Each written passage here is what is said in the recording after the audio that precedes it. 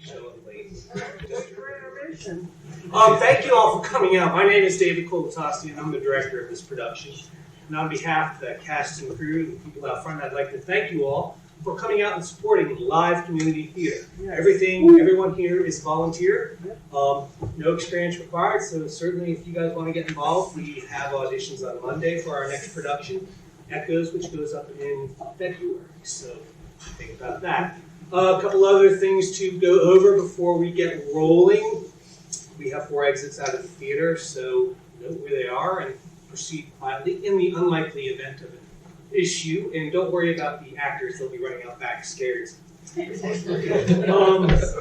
What else? Oh yes, does anyone have a cell phone? No. No, well very good. We actually had a cell phone respond to the actors last night because Siri or Alexa or something was listening. So please mute your cell phones so none of the actors don't get disturbed, but your fellow audience members don't get disturbed as well. Oh yes, intermission. There's an intermission after Act 2. We do have a scene change after Act 1. Scene changes run about a little under 2 minutes. We had a lot of people go out last night for a bathroom break or whatever. Just keep in mind, it's just a quick short break between Act 1 and 2 and between Act 3 and 4. Bear that in mind, and the acts only run about an hour. I think that's everything I finally have to say. So without further ado, I'd like you all to sit back, relax, and enjoy An Ideal Husband. Thank you.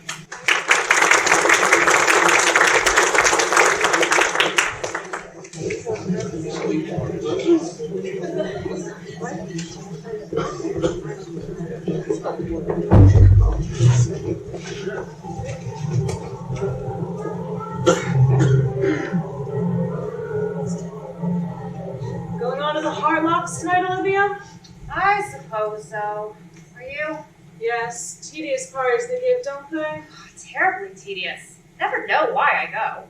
Never know why I go anywhere. I come here to be educated. Ugh, I hate being educated. So do I. It puts one on the level with the common classes, doesn't it? But dear Gertrude Chiltern is always telling me I need to find some serious purpose in life, and so I come here and try and find one. I don't see anyone here who one could possibly call a serious purpose. The man who took me into dinner tonight talked to me about his wife the whole time. How very trivial of him. Terribly trivial. What did your man talk about? About myself. And were you interested? Not in the smallest degree. What martyrs we are, dear Margaret. And how well it becomes us, Olivia. Why, Senator Goring. Good evening, Mrs. Chiltern. Has that good-for-nothing son of mine been here? I don't think Mr. Goring has arrived yet. Yeah, What do you call our good-for-nothing? because he leads such an idle life. Oh, how can you say such a thing? When he rides at Rock Creek Park at 10 o'clock in the morning, goes to the Kennedy Center every week, changes his clothes at least 5 times a day, and dines out every night of the session. You don't call that leading an idle life, do you? You are a very charming young lady. Oh, it's sweet of you to say, Senator Goring. Do come to us more often. You know we are always at home on Wednesdays. I never go anywhere now, sick of Washington society. I shouldn't mind being introduced to my own tailor. He always votes on the right side, but objects strongly to being sent down to dinner with my wife's spiritual advisor. Never could stand Mrs. Goring's life force crystals all over the house. I love Washington society. I think it is immensely improved. It is entirely composed now of beautiful idiots and brilliant lunatics. Just what society should be. And which is my son, beautiful idiot, or that other thing? I've been obliged for the present to put Mr. Goring into a class quite by himself. Yeah. But he is developing charmingly. Into what? I hope to let you know very soon, Senator Goring. Well, dear Gertrude, so kind of you to let me bring my friend, Mrs. Cheveley. Two such charming women should know each other. I think Mrs. Cheveley and I have met before. I did not know she had married a second time. Oh, well, people get married as often as they can nowadays, don't they? It is most fashionable. Oh, Cynthia! And how is your man? Brain still weak, I suppose. Well, that is to be expected, is it not? His good father was just the same. But if I would have met before, Mrs. Chiltern, I can't remember where. But out of the States for so long. We were at school together, Mrs. Cheveley. Indeed. I've forgotten all about my school days. have a vague impression they were detestable. I'm not surprised. Very much looking forward to meeting your clever husband, Mrs. Chiltern. Since he has been sharing energy and commerce, he has been so much talked of abroad. They actually succeed in spelling his name right in the papers. That in itself is fame. In Europe, anyway. I hardly think there will be much in common between you and my husband, Mrs. Cheatham. Shally, Madame, quelle surprise! I've not seen you since Berlin. Yes, since Berlin, they come 12 years ago. Yes, you are younger and more beautiful than ever. How do you manage? Oh, by making it a rule only to talk to perfectly charming people like yourself. Oh, you flatter me. You butter me, as they say here. Do they say that here? How detestable of them. You have a wonderful language. You should be more widely spread. Why is it? Good evening, Mrs. Barbie. I hope you brought Senator Barbie with you. Well, I brought a much more charming person than him. His temper, since he has taken seriously to politics, has made him quite unbearable. Really, now that the House is finally trying to do something useful, it's a great waste of time. I hope not, Mrs. Barbie, but at any rate, we do our best to waste the public time, don't we? And who is this charming person you've been kind enough to bring to us? Her name is Mrs. Cheeley, one of the Dallas Cheeleys, I suppose. Although I really don't know. Families are so mixed nowadays. As a rule, everybody turns out to be somebody else. Mrs. Cheatley, I seem to know the name. She has just arrived from Vienna. Ah, yes, I think I know who. Oh, she goes everywhere there, and she has such pleasant scandals about all her friends. I really must go to Vienna next year. Pray for me now, Mrs. Cheatley. I should like to see you. Oh, well, let me introduce you. Mrs. Cheeley. My dear, Representative Chiltern is dying to know you. Everyone is dying to know the brilliant Mrs. Cheatley. Our attachés at Vienna write to us about nothing else. Thank you, Representative Chiltern. An acquaintance that begins with a compliment is sure to develop into a real friendship. And I find that I know Mrs. Chiltern already. Really? Yes. She has just reminded me that we were at school together. I remember it perfectly now. She always got the good conduct prize. I have the distinct recollection of Mrs. Chiltern always getting the good conduct prize. And what prizes did you get, Mrs. Cheatley? My prizes came a little later on in life. I don't think any of them were for good conduct. I forget. I'm sure they were for something charming. I don't know that women are always rewarded for being charming. I think they are punished for it, in fact. At least more women nowadays grow old to the faithfulness of their admirers than through anything else. At least that is the only way I can explain the terribly haggard look of most of your pretty women here in Washington. What an appalling philosophy that sounds. To attempt to classify you, Mrs. Cheatley, would be an impertinence, but may I ask, at heart, are you an optimist or a pessimist? There seem to be the only two fashionable religions left to us nowadays. Oh, I'm neither. Optimism begins in a broad grin, and pessimism ends in dark glasses. Besides, both of them are merely poses. You prefer to be a natural. Sometimes. It's such a very difficult pose to keep up. And what would modern psychology say to such a theory as that? Oh, the strength of women lies in the fact that we cannot be analyzed. Psychology cannot explain us. Men can be analyzed. Women merely adored. You do not think science can grapple with the problem of women? Science can never grapple with the irrational. That is why it has no future before it in this world. And women represent the irrational.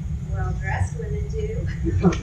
I fear I do not agree with you there, Mrs. Cheatley, but please, do sit down. And now tell me, what makes you leave your brilliant Vienna for our hot and humid Washington? Or perhaps the question is indiscreet. Questions are never indiscreet. Answers sometimes are. May I ask, at any rate, if it is politics or pleasure? Politics are my only pleasure. You see, nowadays it is not fashionable to flirt to one is 40 and be romantic to one is 45. So we poor women who are under 30 or simply are have only politics or philanthropy left open to us. And philanthropy to me seems to be the refuge of those who wish to annoy their fellow creatures. I prefer politics. I think they're more cunning. A political life is a noble career. Sometimes Representative Chiltern. And sometimes it is a clever game. And sometimes a great nuisance. And which do you find it, Mrs. Cheatley? A combination of all three. But you have not yet told me what makes you honor Washington so suddenly. Our summer season is almost over. I'm afraid is too matrimonial for me. People are either hunting for husbands or hiding from them. I wanted to meet you. It is true. You know, the curiosity of a woman is almost as great as a man's, and I wanted immensely to meet you and to ask you to do something for me. I hope it is not a little thing, Mrs. Cheatley. I find the little things are so difficult to do. Oh, I don't think it is quite a little thing. I'm glad to hear it. Do tell me what it is. Later on, and now may I walk through your beautiful home. I hear your pictures are charming. Poor Ambassador on high. You remember the ambassador, don't you? Used to tell me you had some wonderful prose. Did you know the ambassador well? And did you? Yes, at one time. Wonderful man, wasn't he? He was very remarkable in many ways. I often think it's such a pity he never wrote his memoirs. They would be most interesting. Yes, he knew men and cities well, like the old Greek. Without the dreadful disadvantage of a Penelope waiting at home for him. Oh, good evening, my dear Arthur. Mrs. Cheatley, allow me to introduce you to Arthur Corey, the idlest man in Washington. Well, I've met Mr. Outgoing before. Oh, I did not think you would remember me, Mrs. Cheatley. My memory's under animal control. And are you still a bachelor? Yes, I believe so. How very romantic. Oh, I'm not at all romantic. I'm not old enough. I did romance to my seniors. That's what you said. You say wrong. That depends partly on the weather, partly on the cooking, and partly on Representative Chiltern. You're not going to plunge us into an Eastern European war, I hope. There's no danger at present. You are very late. Oh, you missed me. Awfully. Oh, I'm sorry I didn't stay away longer. I like being missed. Very selfish of you. Oh, I am very selfish. You're always telling me of your bad qualities, Mr. Arthur Goring. I've only told you half of them as yet, Miss May. Oh, are the others very bad? Quite dreadful. When I think of them at night, I go to sleep at once. Well, I could like your bad qualities. I wouldn't have you part with the one of them. Oh, that is very nice of you. But then again, you are always so nice. By the way, I'll ask you a question, Miss Mabel. Who brought Mrs. Cheatley here? That's a woman in the red dress who doesn't come to the room with your brother? Oh, I think Mrs. Markby brought her. Why do you ask? I haven't seen her for years, that's all. What an absurd reason. All reasons are absurd. What sort of woman is she? Oh, a genius in the daytime and a beauty at night. I dislike her already. That shows your admirable good taste. Oh, the young lady's a dragon of good taste. Is she not quite the dragon of good taste? So the newspapers are always telling us. Oh, yes, I read all your newspapers. I find them so amusing. Well then, my dear Nun Jacques, you must certainly read between the lines. I should like to, but my English tutor objects. May I have the pleasure of escorting you to the music room, mademoiselle? Oh, delighted. Most quite delighted. Aren't you coming to the music room? Not there's any music going on this day. Music is in German. You would not understand it.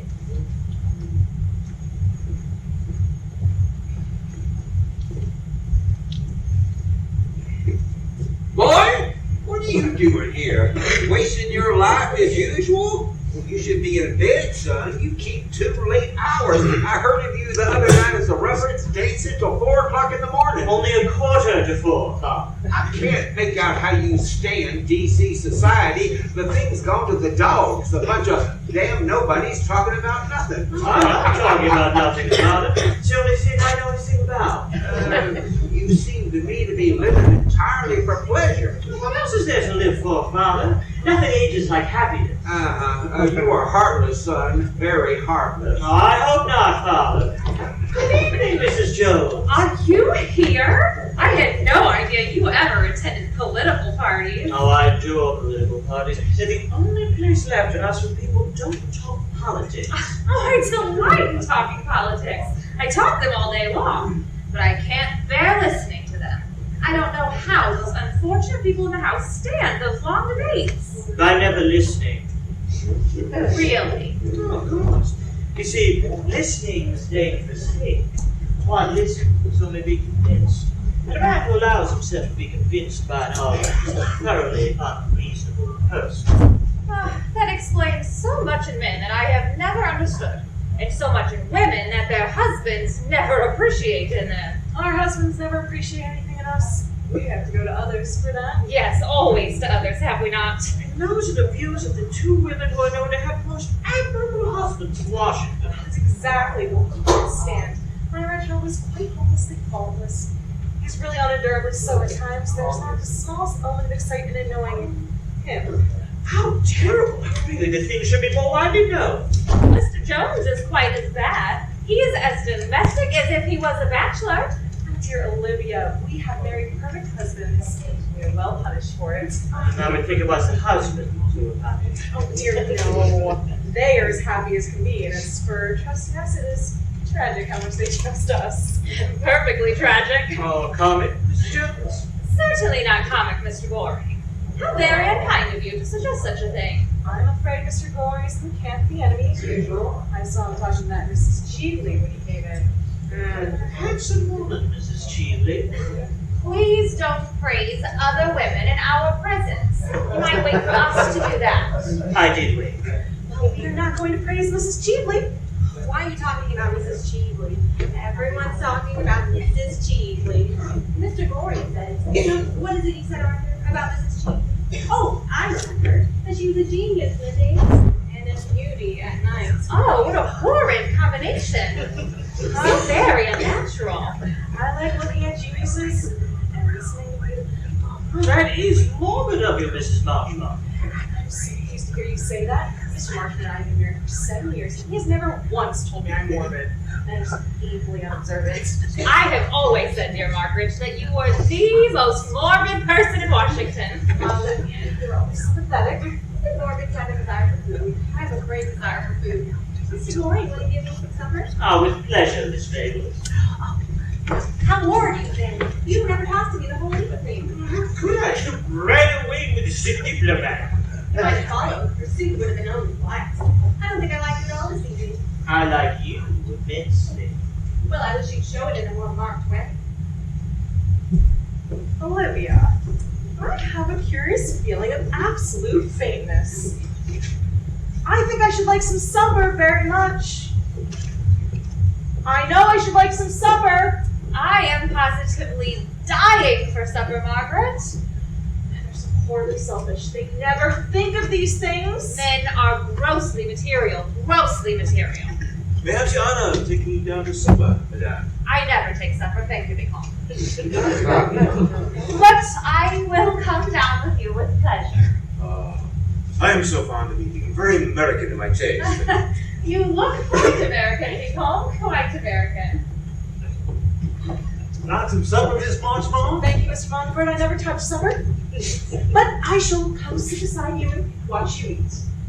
Well, I don't know that I like being watched while I'm eating. I shall watch someone else.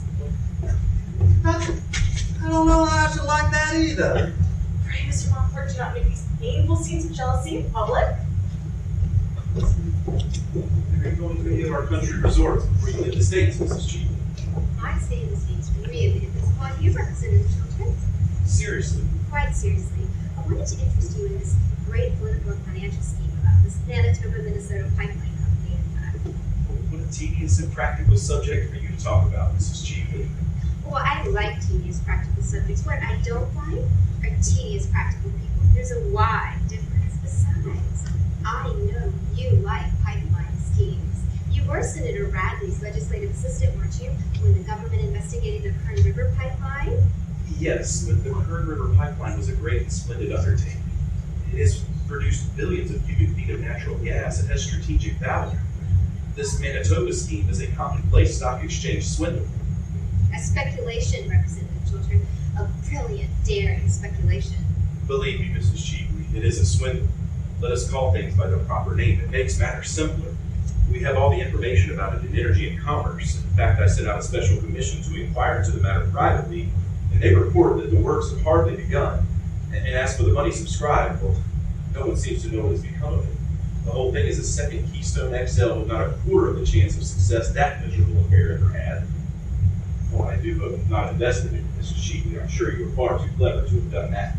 I've invested very largely in it. Who could have advised you to do such a foolish thing? Your old friend and mine, Who? Ambassador Arnheim. Yes. I remember hearing at the time of his death that he had been wrapped up in the whole affair. It was his last love affair, his last but one, to do him justice.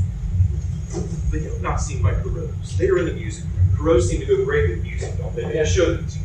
I am not in the mood tonight for silver twilights or rosy dawns. I want to talk business. I fear I don't have any advice for you, Mrs. Cheatham, except to interest yourself in something less dangerous.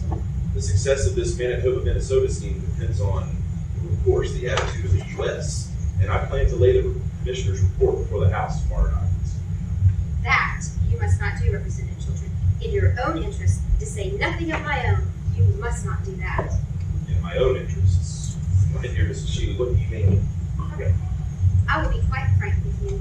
I want you to withdraw the report you plan to lay before the House on the grounds that you have reasons to believe that the commissioners have been prejudiced or misled or something. And then I want you to say a few words to the effect that the government is going to reconsider their question, and you have reasons to believe that the pipeline, if completed, would be of great international value. Do you know the sort of things politicians say in cases such as these? A few good platitudes will do. In modern life, nothing has quite the effect of a good platitude. It makes the whole world kin. Will you do that for me? You cannot be serious in making such a proposition. No, quite serious. Pray allow me to believe that you are not. But I am. And if you do what I ask you, I will pay you very handsomely. Pay me? Yes. Mrs. Cheatham, I'm afraid I don't understand what you mean. How very disappointing. And I've come all the way from Vienna in order that you should thoroughly understand me. I fear I don't. My dear Robert, you're a man of the world, and you have your price, I suppose. Everyone does nowadays. The drawback is that most people are so dreadfully expensive. I know I am. I hope you will be more reasonable in your terms. If you will allow me, I will call your Karpen, Mrs. Cheatham. You have lived so long abroad, you seem to be unable to realize you are speaking to a gentleman. I relax and talk to a man that laid the foundation for his fortune by selling to a stock exchange speculator a government secret. What do you mean? I mean, I know the real origin of your involvement in your career, and I've got your letter too. What letter? The letter you wrote to Ambassador Arnheim when you were Senator Radley's legislative assistant. A letter telling the ambassador to invest in the Pearl River Gas Transmission Company.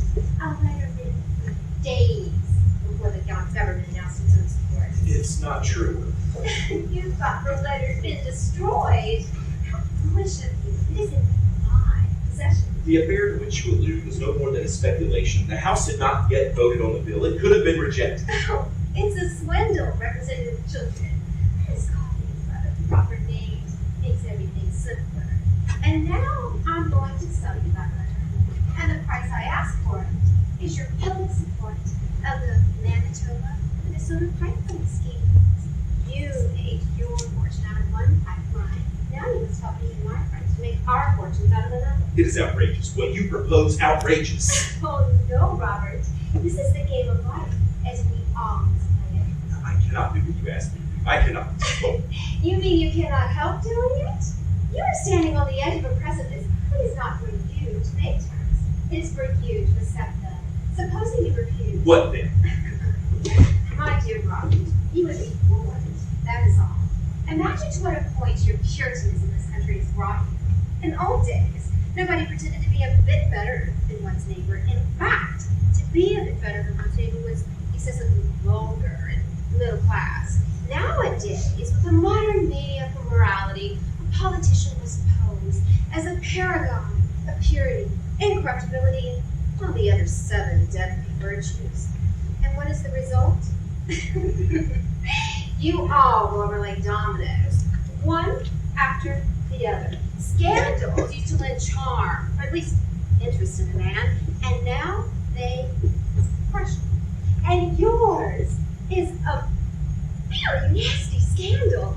If it were known as a young man, legislative assistant to a great and important senator, you sold a government secret for a very large sum of money. And that was the origin of your wealth and career. Oh, you would be hounded out of public life. You would disappear forever. And after all, Representative Chiltern, why should you sacrifice your entire future rather than deal diplomatically with your enemy? For the moment, I'm your enemy. I admit. At least I have not spoken morality to you.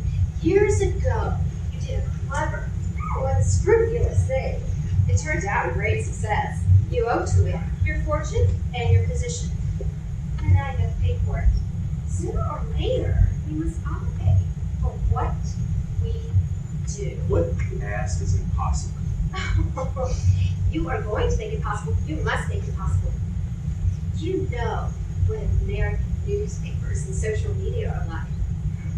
Imagine that when I left this house, I contacted some media organization, Fox, and gave them this scandal and the proofs of it. Imagine their loathsome joy, their delight in dragging you down. Stop. You want me to withdraw the report and make a short speech stating I believe there are possibilities in the scheme. Those are my terms. I'll give you any sum of money you want. Oh, Robert, even you are not rich enough to buy back your past. No man is. I will not do what you ask me to do. You must if you don't. Oh, wait a minute. What did you propose? You said you would give me back my letter, didn't you? Yes, that is agreed. I will be in the gallery until 11:30 tomorrow night. If by then you've made an announcement to the house in the terms I wish, I will give you back your letter with the prettiest compliment and the best, or at any rate, nicest statement I can think of. I intend to play quite fairly with you, Robert. One should play fairly when one has the winning prize. The ambassador taught me that, amongst other things. You must give me time to consider your proposal. You must settle down. No, give me a week. 3 days. Impossible. I have got to email to Vienna tonight. Oh my God, what brought you into my life? Circumstances. Don't go. I consent. The report shall be withdrawn. I will arrange for a question to be put to me on the subject. Thank you. I knew we should come to an amicable agreement. I understood your nature from the first. I analyzed you. No, not. And now you can get my car from me, Robert. I hear the people coming up for supper, and you will always get so romantic after you, and that bores me dreadfully. Well, Mrs.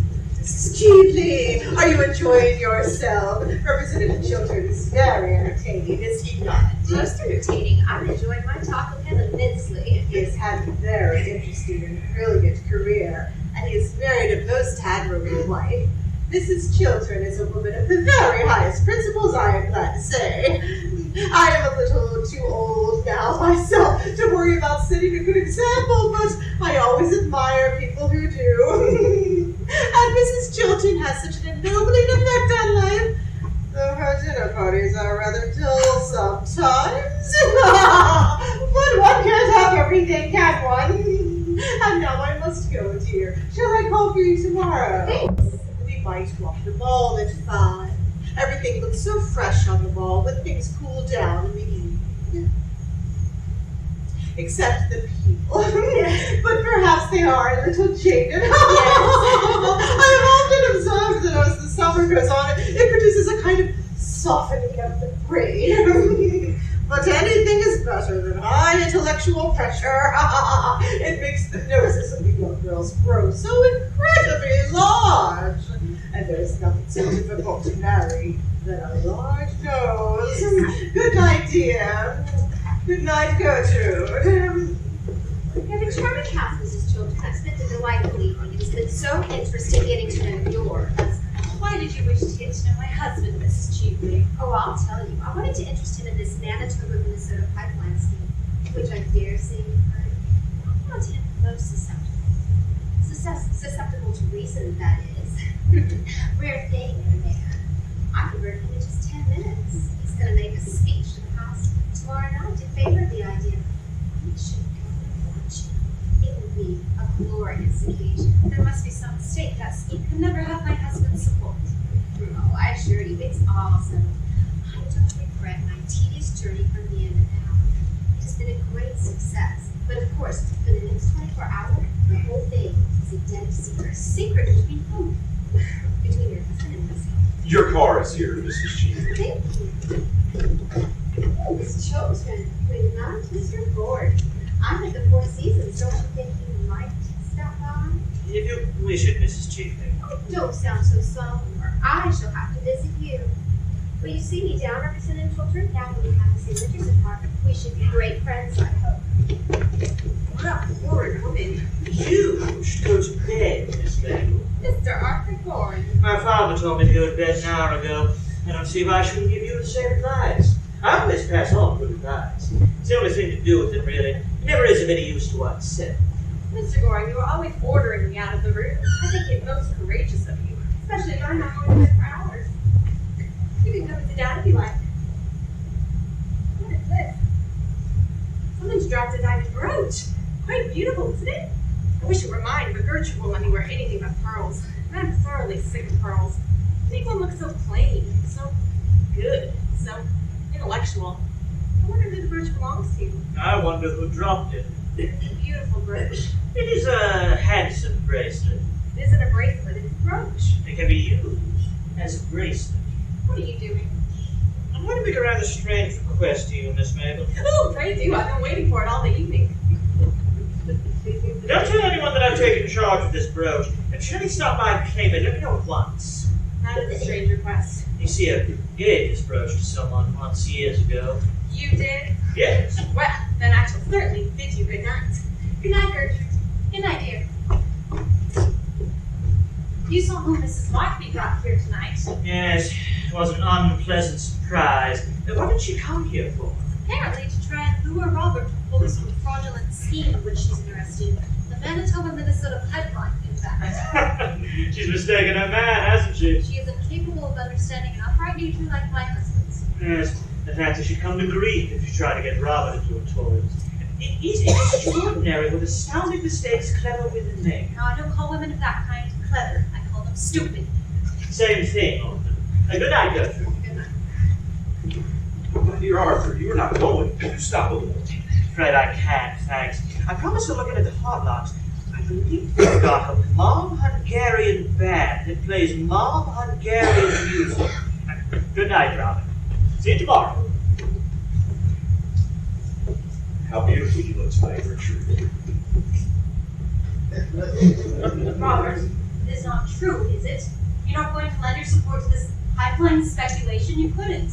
Who told you I intended to do so? That woman that has just gone out, Miss Geely, she calls herself now. She seemed to taunt me with it. Robert, I know this woman. You don't know. We were at school together. She was untruthful, dishonest, an evil influence on anyone's trust or friendship she could win. I hated, I despised her. She stole things. She was a thief. She was sent away for being a thief. Why do you let her influence you? Gertrude, what you tell me may be true, but it happened many years ago. Mrs. G may have changed since then. No one should be entirely judged by their past. One's past is what one is. It is the only way by which people should be judged. Oh, that's a hard saying, Gertrude. It is a true saying, Robert. And what did she mean by boasting that she brought you to lend your support to a thing I have heard you describe as the most dishonest and fraudulent scheme there has ever been? I was mistaken in the view I took. We all make mistakes. But you told me yesterday that you received a report from the commission and that it entirely condemned the whole thing. I have reasons now to believe the commission's report was prejudice, or at any rate misinformed. Besides, Gertrude, public and private life are different things. They have different laws and move on different lines. But they should both represent a person at their highest. I see no difference between them. In the present case, in the matter of practical politics, I changed my mind. That is all. All. Yes. Robert, it is horrible I should have to ask you such a question, but Robert, are you telling me the whole truth? Why do you ask me such a question? Why do you not answer? Gertrude, the truth is a very complex thing. Politics is a very complex business. There are wheels within wheels, and one may be under certain obligations to people that one must pay. Sooner or later in political life, one must compromise. Everyone does. Compromise, Robert. Why do you talk so differently tonight from the way I've always heard you talk? Why are you changed? I am not changed, but circumstances alter things. Circumstances should never alter principles. But if I told you What? that it was necessary, vitally necessary, If it is necessary, then what is it that I have loved? What gain would you get? Money? You have no need of that. Power?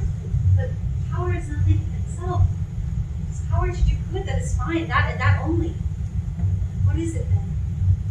Robert, tell me why you are going to do this dishonorable thing. Gertrude, you have no right to use that. I told you it was a matter of rational compromise. It is no more than that. Robert, that is all very well for other men. For men who treat life simply as a sordid speculation, but not for you, Robert. Not for you. You are different. All your life you stood apart from others. You never let the world and soil you. So the world is to myself been an ideal always. These are ideals still. Women worship when we love, and when we lose our worship, we lose everything. Don't kill my love for you, Robert. Don't kill that. I know there are men with horrible secrets in their lives, men who've done some shameful thing, and who in some critical moment have to pay for it by doing some other act of shame, but don't tell me you are such as they are. Robert, is there in your life any secret dishonor or disgrace? Tell me at once that our lives may drift apart. Drift apart? That they may be entirely separate. It would be better for us both. Gertrude, there is nothing in my past life that you might not know. Oh, I'm sure of it, Robert, but why did you say those dreadful things so unlike your real self? Don't ever let us talk about this subject again. You will write to Mrs. Cheatley and tell her that you cannot support this scandalous scheme of hers. If you've given her any promise, you must take it back. Must I write and tell her that? Surely, Robert, what else is there to do? I might see her personally. It would be much better. You're to never see her again, Robert. She's not a woman you should ever speak to. No, you must write to her once, now, this moment, and let your words show her that your decision is quite irrevocable. Right this moment. Yes. But it is so late. It is close on 12. It makes no matter. She must know at once that she's been mistaken in you and that you are not a man with anything base, or underhand, or dishonorable. No. Write here, Robert. Write that you decline to support this scheme of hers, as you hold it to be a dishonest scheme. Yes, write the word dishonest. She knows what that word means. Yes, probably. Alexa, call Mason to the main hall. Okay, calling Mason to the main hall.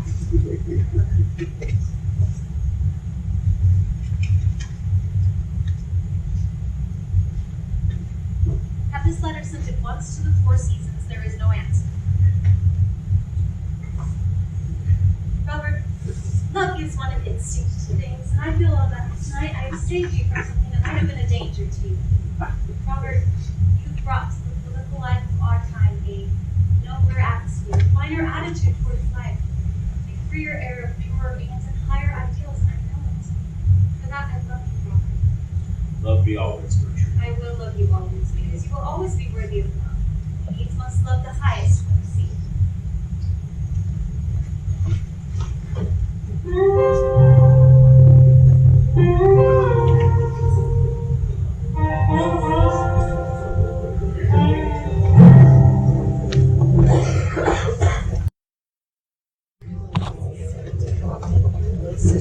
My dear God. It's a very awkward business.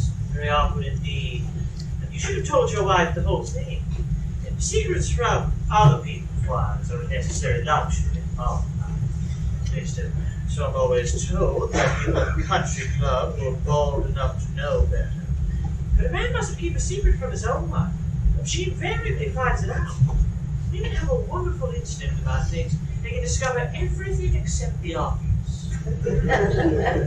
Arthur, I couldn't tell my wife. When could I have told her? Not last night. It would have made a lifelong separation between us, and I would have lost the love of the one woman in the world I worship, of the only woman who's ever stirred love within me. And last night it would have been quite impossible. She would have turned from me in horror and in contempt. Mrs. Chiltern really is perfect, is all that? Yes, my wife is as perfect as all that. What a pity. No, I beg your pardon. But if what you tell me is true, I should like to have a serious talk about life with your wife. It would be quite useless. May I try?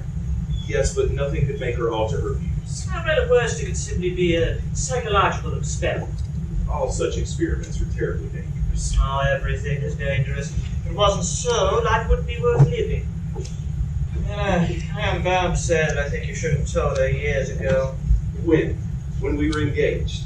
Do you think she would have married me if she had known the origin of my fortune is such as it is, the basis of my career such as it is, and that I had done a thing I suppose most men would call shameful and dishonorable? Yes, most men would call it ugly names, there's no doubt of that. Men who every day do something of the same kind themselves. Men who each one of them have worse secrets in their own lives. Oh, that is why they're so pleased to find out other people's secrets, distract public attention from their own. And after all, who did I wrong with what I did? No. Except yourself, Robert. Of course, I had private information about a certain transaction contemplated by the government of the day, and I acted on it. Private information is practically the source of every large modern fortune. Public scandal invariably the result. Arthur, do you think that what I did nearly 18 years ago should be brought up against me now? Do you think it fair that a man's whole career should be ruined for a fault done in one's boyhood almost? I was 22 at the time, and I had the double mispleasure of being educated and poor. Two unforgivable things nowadays. Is it fair that the sin of one's youth should wreck a life like mine? Is it fair, Arthur? Life is never fair, Robert. Perhaps it is a good thing for most of us that it is not. Every man of ambition has to fight this century with its own weapons. What this century worships is wealth. The god of this century is wealth. To succeed, one must have wealth. At all costs, one must have wealth. Now you underrate yourself, Robert. Believe me, without wealth you could have succeeded just as well. When I was old, perhaps. When I had lost my passion for power, could not use it. When I was tired, worn out, disappointed. I wanted my success when I was young. Youth is the time for success. I couldn't wait. Well, you certainly have had your success while still young. No one in our day has had such a brilliant success. The chairman of the Commerce and Energy Committee at the age of 40. That's good enough for anyone, I should think. And if it is all taken away from me now, if I lose everything over a horrible scandal, if I'm hounded from public life. No, but how could you have sold yourself for money? I did not sell myself for money. I bought success at a great price, that is all. Yes, you certainly paid a great price for it. But what first made you think of doing such a thing? Ambassador Arnheim. Damn scoundrel. No, he was a man of most subtle and refined intellect, a man of charm, culture, and distinction, one of the most intellectual men I've ever met. I prefer a gentlemanly fool any day. There's more to be said for stupidity than people imagine. And personally, I have a great admiration for stupidity. It's a sort of a fellow feeling, I suppose. But, how did he do it? Tell me, the whole thing. One night after dinner at Senator Radley's, the ambassador began talking about success in modern life as something that one could reduce to an absolutely definite science. With that wonderfully fascinating, quiet voice of his, he expounded to us the most terrible of all philosophies, the philosophy of power. Preached to us the most marvelous of all gospels, the gospel of gold. I think he saw the effect he had produced on me. Some days afterward, he wrote and asked me to come and see him.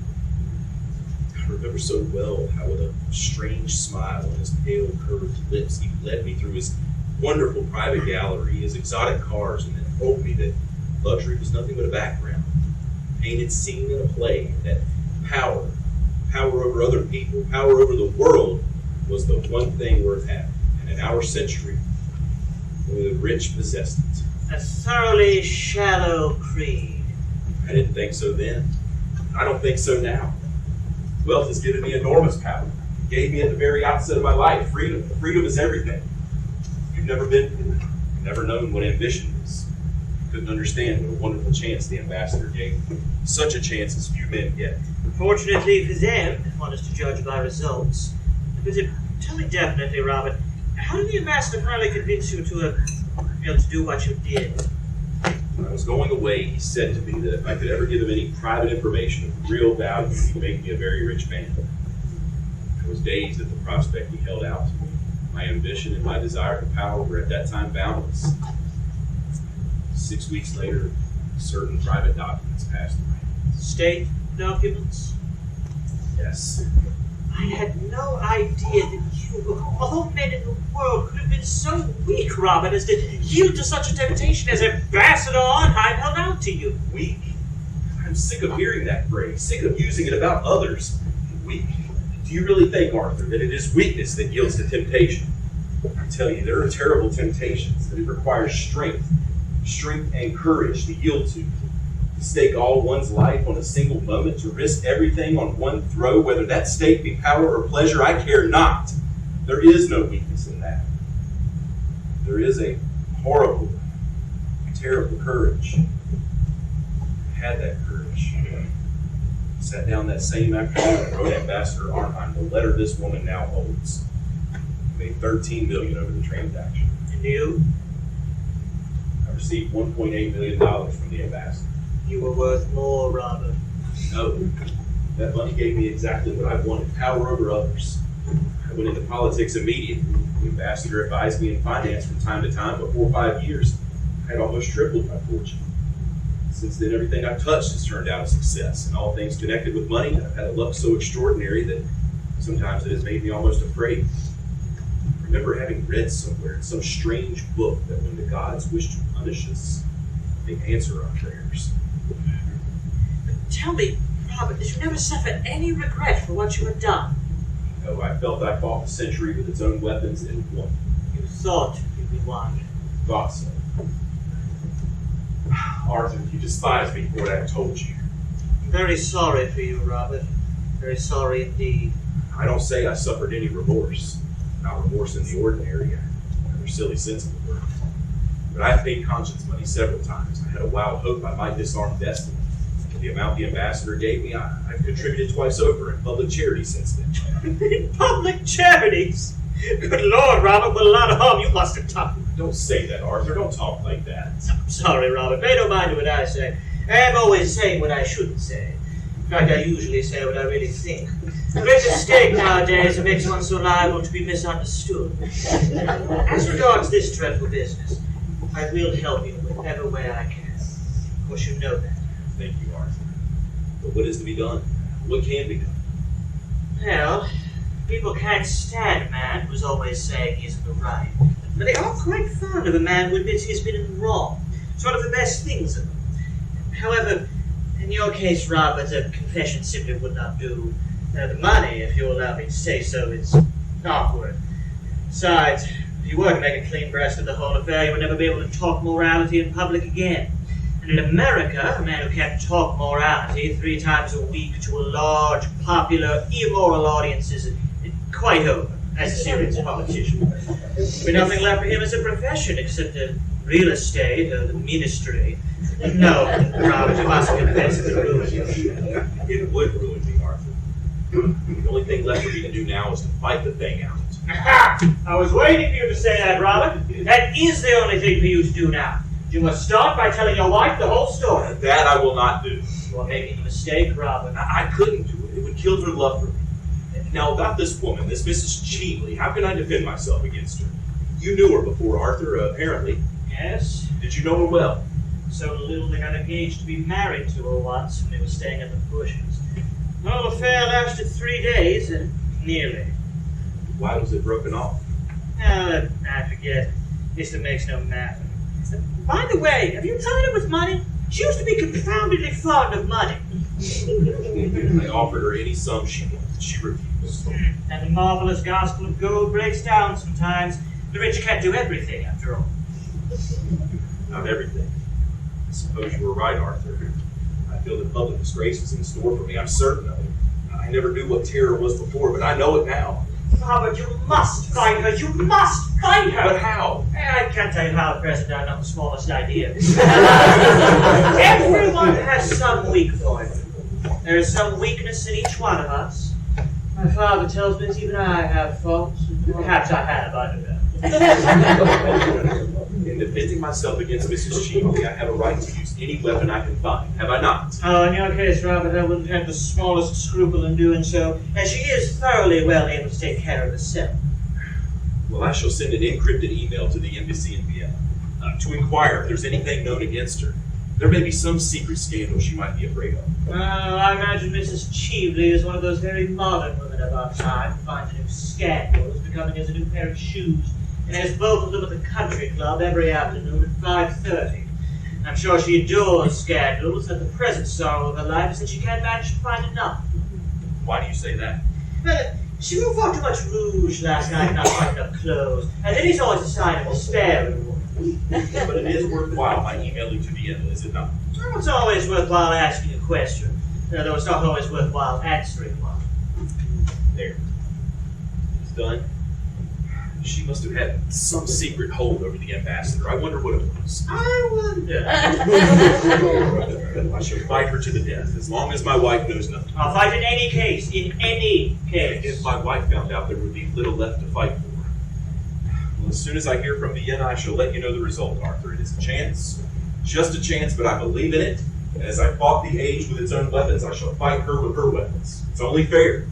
And she Looks like a woman with a past, doesn't she? Ah, most pretty women do. But there's a fashion in past, just as there is a fashion in dresses. And perhaps Mrs. Cheveley's past is merely showing a little too much skin. That is excessively popular nowadays. Besides, my dear Robert, I wouldn't build too high hopes on frightening Mrs. Cheveley. I would imagine Mrs. Cheveley is a woman who would be easily frightened. She survived all her creditors and shows wonderful presence of mind. I live on hopes now, Arthur. I clutch at every chance. I feel like a man on a ship that is sinking. The water's around my feet and the air is bitter with storm. I've been a thoroughly good friend of you, Arthur. Thoroughly good friend. I'm afraid I haven't been able to do much for you, Robert, as yet. In fact, I haven't been able to do anything for you at all, as far as I can see. I'm thoroughly disappointed in myself. You have enabled me to tell the truth. That is something.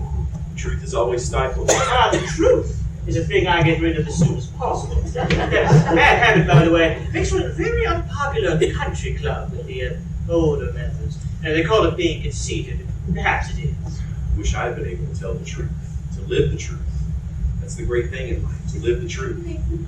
Gertrude is returning from her afternoon walk. I shall see you again, Arthur. Shan't I? Oh, certainly. I'm going to look in at the 9:30 club tonight, unless I can find something for the rest to do. But I'll be right back around tomorrow morning. You're not coming, Robert. Oh, I've just got some work to do here. You work too hard, Robert. You seem never to think of yourself, and you're looking so tired. It's nothing. Nothing. Do sit down. I'm so glad you called. I want to talk to you You want to about... talk to me about Mrs. Cheveley? Yes, you guessed it. After you left last night, I found out what she had said was really true. Of course, I made Robert write to her once, withdrawing his promise. So he gave me to understand. Kept it would have been the first stain on a career that has been stainless always. Robert must be above reproach. Don't you agree with me? Well, you're Robert's greatest friend. You're our greatest friend, Arthur. No one except for myself knows Robert better than you do. He has no secrets from me, and I don't think he has any from you. Oh, he certainly has no secrets from me. At least, I don't think so. Then am I not right in my estimate of him? I know I'm right, but speak to me frankly. Quite frankly? Surely you have nothing to conceal, have you? Nothing, Gertrude, nothing. But if you allow me to say so, then in matters of practical life, Of which you know so little, Mr. Goring. which I know nothing by experience, though I do know something by observation. Hey, in practical life, there's something about success, actual success, that's a little unscrupulous. There's something about ambition that is unscrupulous always. But once a man has set his heart and soul on getting to a certain point, if he has to climb the crag, he climbs the crag. If he has to walk in the mire, Well, he walks in the mire. Of course, I'm only talking generally about life. I hope so. Why do you look at me so strangely, Mr. Goring? Gertrude, I've sometimes thought that perhaps you're a little hard on some of your views on life. I think that sometimes you don't make sufficient allowance. In every nature, there are elements of weakness or worse than weakness. Supposing, for instance, that my father or Senator Jones or Robert, say, had many years ago written some foolish letter to someone. What do you mean by a foolish letter? Well, a letter gravely compromising one's position. I am only putting an imaginary case. Robert is as capable of doing a foolish thing as he is of doing a wrong thing. Nobody is incapable of doing a foolish thing. Nobody is incapable of doing a wrong thing. Are you a pessimist? What will the other metrosexuals say? They will all have to go into mourning. No, I'm not a pessimist. Indeed, I'm not sure I quite know what pessimism really means. But what I do know is that life cannot be understood without much charity. It cannot be lived without much charity. It is love, and not philosophy, that is the true meaning of this world, and whatever may be the meaning of the next. If you are ever in trouble, Gertrude, trust me absolutely, and I will help you in every way I can. If you ever have need of my assistance, come to me, and you shall have it. Come at once to me. Mr. Goring, you are talking quite seriously. I don't think I've ever heard you talk seriously before. I'm sorry, Gertrude. It won't happen again if I can help it. I'd like you to be serious. Dear Gertrude, how can you say such a dreadful thing to him? Seriousness would be very unbecoming to him. Good afternoon, Arthur. Pray be as trivial as you can. Oh, I should like to, Miss Mabel, but I'm afraid I'm a little out of practice this morning. Besides, I have to be going. Just when I've come in, what dreadful manners you have. I'm sure you've been very badly brought up. I was. I wish I had brought you up. I'm so sorry you didn't. Well, it's too late now, I suppose. I'm not so sure. Will you ride tomorrow morning? Of course. Don't forget. Of course I shall.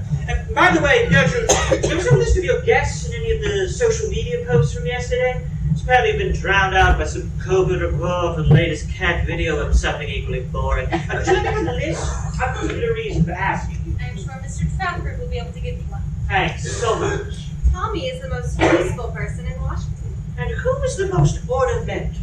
I am. How clever of you to guess it.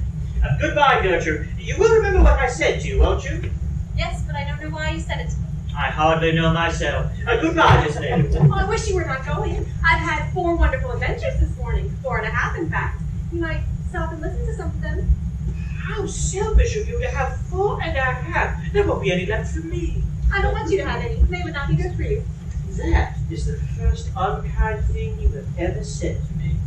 How charmingly you said it. 10 tomorrow. Sharp. Quite sharp. I said, don't bring Mr. Trafford. I shan't bring Tommy Trafford. Tommy Trafford is in great disgrace. I'm delighted to hear it. Gertrude, I wish you would speak to Tommy Trafford. What has poor Tommy done this time? Robert says he's the best legislative assistant he's ever had. Well, Tommy has proposed to me again. Tommy does nothing but propose to me. He proposed to me last night in the music room. I didn't dare make the smallest repartee. If I had, the music would have stopped at once. Musicians are so absurdly unreasonable. They always want one to be perfectly dumb at the very moment when one is just longing to be absolutely deaf. Then he proposed to me in broad daylight this morning under that dreadful statue of Ulysses S. Grant. At lunch, I could tell by the glare in his eye he was about to propose again. But I just managed to check in time by assuring him that I was a cryptocurrency speculator. Unfortunately, I don't understand what cryptocurrency is. I don't think anyone else does either. The observation crushed on me for 10 minutes. He looks quite shocked. Oh, and then Tommy is so annoying in the way that he proposes. If he were to propose at the top of his voice, I should not mind so much. That might produce some effect on the public. And he does it in this horrid, confidential way. I'm very fond of Tommy, but his methods for proposing are quite out of date. I wish, Gertrude, that you would speak to him and tell him that once a week is quite often enough to propose to anybody, and that it should always be done in a manner that attracts some attention. Mabel, don't talk like that. Besides, Robert thinks very highly of Mr. Trafford. He believes he has a brilliant future before him. Oh, I wouldn't marry a man with a future before him for anything under the sun. Mabel. I know. You marry a man with a future, didn't you? But then Robert is a genius, and you have a noble, self-sacrificing character. You can stand geniuses. I have no character at all, and Robert is the only genius I could ever bear. As a rule, I find them quite impossible. Geniuses talk so much, don't they? Such a bad habit. And then they're always thinking about themselves when I want them to be thinking about me. I must go around now and rehearse at Mrs. Jones's. You remember, we're having a tableau vivant, don't you? Triumph of something. I don't know what. I hope it'll be the triumph of me. The only triumph I'm interested in at present. Oh, Gertrude, do you know who's coming to see you? That dreadful Miss Cheapley in the most startling outfit. Did you ask her? Mrs. Cheapley coming to see me? Impossible. I assure you she's coming, as large as life and not nearly so natural. You need not wait, Mabel. Remember, Mrs. Jones is expecting you. Oh, I must shake hands with Mrs. Markby. She's delightful. I love being scolded by her. Mrs. Markby and Mrs. Cheapley. Dear Mrs. Markby, how nice of you to come and see me. Won't you sit down, Mrs. Cheapley? Thanks. Miss Chiltern, so good to see you again. Likewise, I'm sure. You know, Mabel, I thought your dress last night so charming, so simple, suitable. Really? I must tell my stylist. It would be such a surprise to her. Goodbye, Mrs. Markby. Going already? I'm so sorry, but I'm obliged to. I'm just off to rehearsal. I have to stand on my head in some tableau. On your head, child? Oh, I think not. I find this most unhealthy. Oh, but it is for an excellent charity, in aid of the undeserving. You are remarkably modern, Mabel. A little too modern, perhaps. It's never too dangerous to be too modern, you know. One is apt to grow old-fashioned quite suddenly. I have known many instances of it. What a dreadful prospect. Well, you need not be nervous, dear. You will always be as pretty as possible. That is the best fashion there is, and the only fashion that the great Republic of Texas succeeds in setting. Well, thank you so much, Mrs. Markey, for the great Republic of Texas and myself. My dear Gertrude, we just called to know if Mrs. Cheveley's diamond brooch has been found. Here? Yes, and Mrs. Moore got back to the Four Seasons, and I thought I might have dropped it here. I have heard nothing about it, but I will send for Mason and ask. Alexa, call Mason to the morning room. Okay, calling Mason to the morning room. Oh, pray don't trouble Mrs. Chiltern. I dare say I lost it at the Kennedy Center before we came on here. Ah, yes, I suppose it must have been at the Kennedy Center. The fact is we all scramble and jostle about so much these days, it's a wonder we have anything left on us at the end of an evening. I know, when I come back from the concessions, I always feel like I haven't a shred on me. Except a small shred of decent reputation.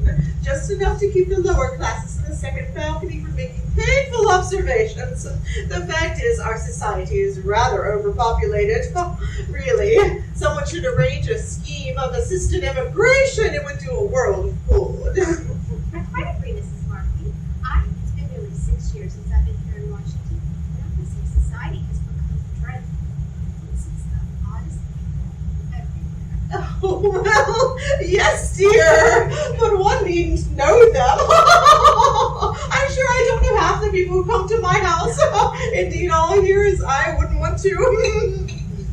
What sort of a brooch was it that you lost, Mrs. Cheveley? A diamond snake brooch with a ruby, a rather large ruby. I thought there was a sapphire on the head, dear. No, Mrs. Markey, a ruby. And very becoming, I am quite sure. Has a ruby and diamond brooch been found in any of the rooms this morning, Mason? No, ma'am. It really isn't no consequence, Mrs. Chiltern. I'm so sorry to put you to any inconvenience. Oh, it's been no inconvenience. That will do, Mason. You may bring some sweet tea. I must say it is most annoying to lose anything. I remember once at the tavern at the Henley Park losing an exceedingly handsome bracelet that John had given me. I don't think he's given me anything since. I'm sorry to say. He has rather degenerated. Really. All this negotiating between the House and the Senate quite ruins our husbands for us. All this intermingling is the worst thing to happen to a happily married marriage since the invention of the Great Society of Women has been founded. The higher education of women. It is heresy to say that in this house, Mrs. Markby. Robert is a great champion of the higher education of women, and so I'm afraid am I. It's the higher education of men that I should like to say. Men even so sad. They do, dear. But I'm afraid such a scheme would be highly improbable. I don't think man has much capacity for development. He has gotten as far as he can go, and that is not far, is it? With regards to women, dear Gertrude, you are of the younger generation, and I'm sure if you approve, then it's all right. In my time, we were told not to understand anything. That was the old system, and wonderfully interesting it was. Why, the amount of things I and my poor dear sister were taught not to understand was quite extraordinary. But modern women understand everything, I am told. Except their husbands. That's the one thing the modern woman never understands. It's a very good thing, too, dear. Well, it might ruin many a happy marriage if they did. Oh, not yours, dear Gertrude, I dare say. You have married a pattern husband. I wish I could say as much for myself. But ever since my senator has started attending the debates regularly, well, his language has become quite impossible. But he always seems to think he is addressing the floor. And every time he talks about the League of the Agricultural Laborer or the religious right or something quaint and proper of that kind, I am obliged to send all the servants out of the room. Well, it is not pleasant to see one's own butler, who has been with one for 23 years, actually blushing at the sideboard. Well, in his recent state, my dear John is quite a trial. Why, this morning, halfway through breakfast, he stood up, put his hands in his pockets, and proceeded to address the country at the top of his voice.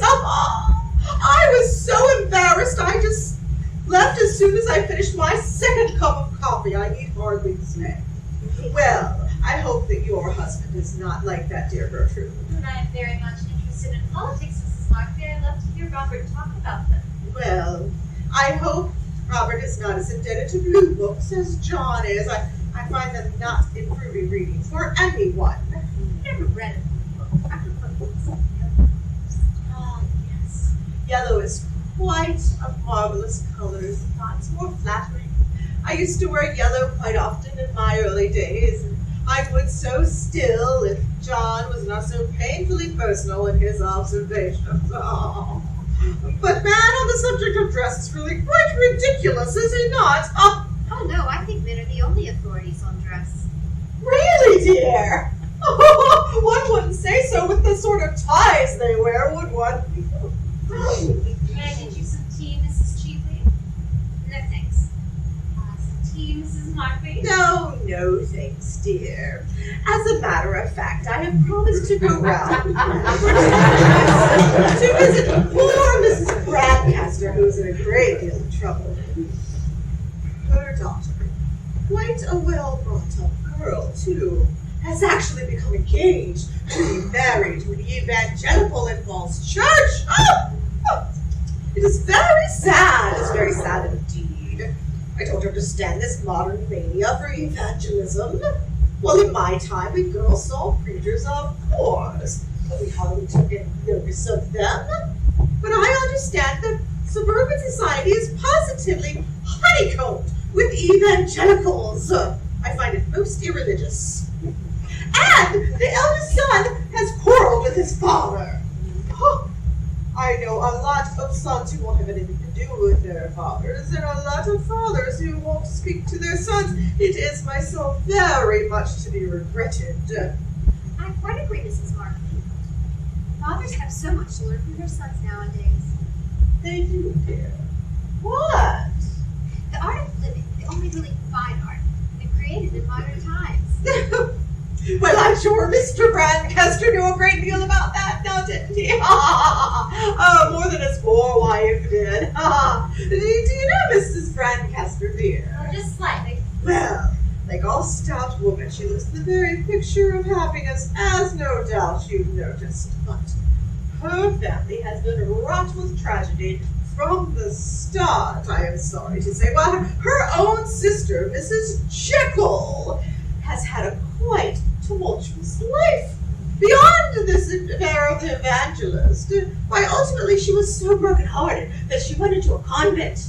Or into musical theater, I forget which. No, I think it was underwater basket weaving that she took. I know she had lost all sense of purpose in life.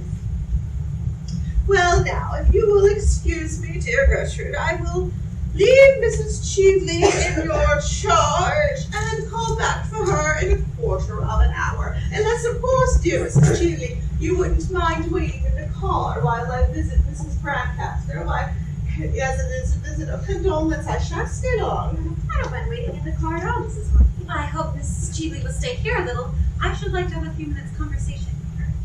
How very kind of you, Mrs. Chiltern. Believe me, nothing would give me greater pleasure. Oh, well, I am sure you both have many pleasant remembrances of your school days to talk over together. Goodbye, good dear Gertrude. Oh, shall I see you at Mrs. Bonar's tonight? She has discovered a wonderful new genius. He does nothing at all, I believe. That's great comfort, is it not? Robert and I are dining at home by ourselves tonight, and I don't think I shall go anywhere afterwards. Robert, of course, will have to be in the house, but there's nothing interesting on. Dining at home? By yourselves? Is that quite prudent? Oh, yes, I forgot. You have married the exception. I married the general rule. Nothing ages a woman so rapidly as having married the general rule. Wonderful woman, Mrs. Markby, isn't she? Talks more and says less than anybody I've ever met. She's made to be a public speaker, much more so than her husband.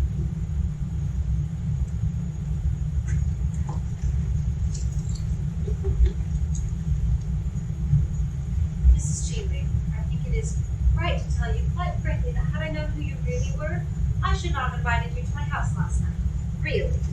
not have done so. And I see after all these years you haven't changed a bit, Gertrude. I never change. Then life has taught you nothing? It has taught me that a person who has once been guilty of a dishonest and dishonorable action may be guilty of it a second time and should be shunned. And would you hold that rule to everyone? Yes, To everyone without exception? Then I'm sorry for you, Gertrude. Very sorry for you. you see now, I was sure for many reasons that any further acquaintance between us during your stay in Washington is quite possible. You know, Gertrude, I don't mind you talking morality to me a bit. Morality is simply the attitude we adopt towards those who we dislike. You dislike me. I'm well aware of that. And I've always detested you. And yet, I've come here to do you a great service. Like the service you wished to render my husband last night, I suppose? Thank heaven I saved him from that. It was you that made him write me that insolent letter. It was you that made him break his promise. Yes. Then you I'm in say that projects. I'll give you tomorrow morning, no more. If by that time your husband does not solemnly bind himself to my hand and in great wise will make him do as I tell him. You are a bastard. What does my husband do with you, with a woman like you? In this world, like meets with like. It is because your husband himself is fraudulent and dishonest that we pair so well together. Between you and him, there are chasms. He and I are closer than friends. We are enemies linked together. The same sin binds us. How dare you class my husband with yourself? How dare you threaten him or me? Leave my house. You are unfit to enter it. Your house, a house purchased with the price of dishonor, a house everything in which has been paid for with fraud. Ask him what the origin of his fortune is. Get him to tell you how he sold to a stockbroker a state secret. Learn from him to what you owe your position. It is not true. Robert, it is not true. Look at him. Does he deny it? Does he dare to? Go at once. You have done your worst now. Alexa, call Mason to the morning room. My worst? Mason to the morning room. I have not yet finished with you. With either of you. I give you till tomorrow at noon. If by then you don't do as I bid you to do, the whole world will know the origin of Robert Chiltern. Show Mrs. Cheatley out.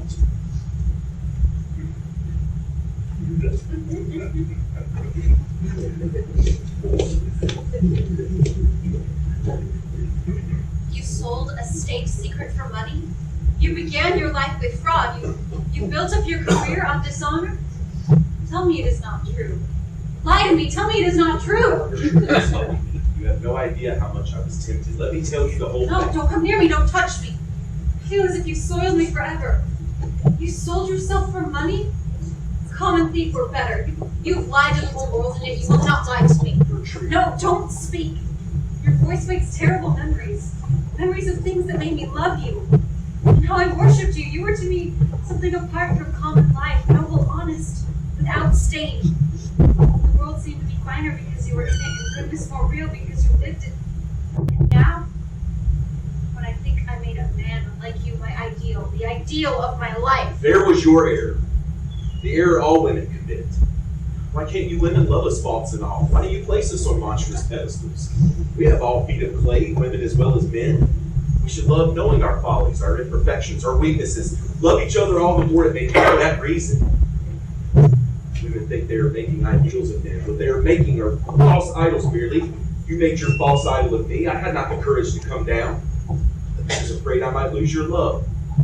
Because I have lost it now. So last night you ruined my life for me. Yes, ruined it. What this woman asked of me was nothing compared to what she offered me.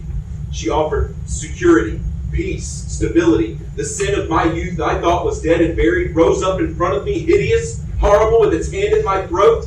I could have killed it forever and sent it back to its tomb. But you prevented me. No one but you. You know it. So what is there left before me but public disgrace, ruin, a lonely, dishonored life, a lonely, dishonored death? Let women make no more ideals of men, or they may ruin other lives as completely as you whom I have so wildly loved, have ruined mine.